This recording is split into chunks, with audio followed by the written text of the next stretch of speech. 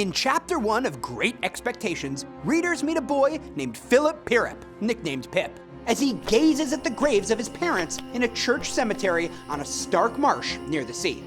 He's a sweet kid who's had a lot of misfortune dealt to him.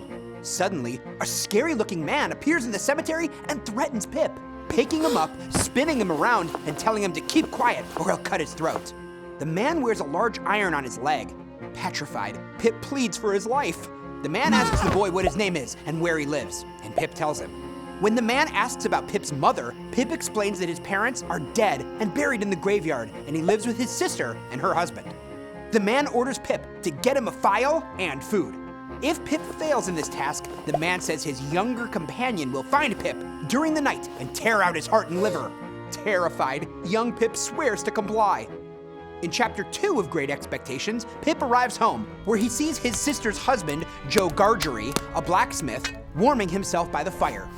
Pip describes Joe as a gentle, physically strong, dim-witted soul, and the two have formed a close bond that helps them endure the rages, scolding, and beatings of Joe's wife, referred to as Mrs. Joe. Mrs. Joe is Pip's sister. Mrs. Joe bursts into the house, strikes Pip with a stick called the tickler, and throws the boy at Joe. Furious, Mrs. Joe asks where Pip has been, and the boy replies that he was at the churchyard. She complains about having to care for Pip, then prepares tea and gives her brother bread and butter.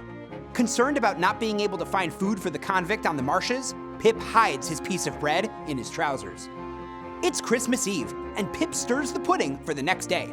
Then he hears guns firing in the distance and asks why that's happening. And Mrs. Joe explains that the firing warns that a prisoner has escaped from the prison ships, called hulks. Pip goes to bed, terrified about the young companion coming to tear out his heart and liver, and about being sent to prison for stealing food. As dawn breaks, Pip sneaks to the pantry and steals food, including a pork pie and a bottle of brandy. He then removes a file from Joe's blacksmith shop and heads into the marshes to give them to his oppressor.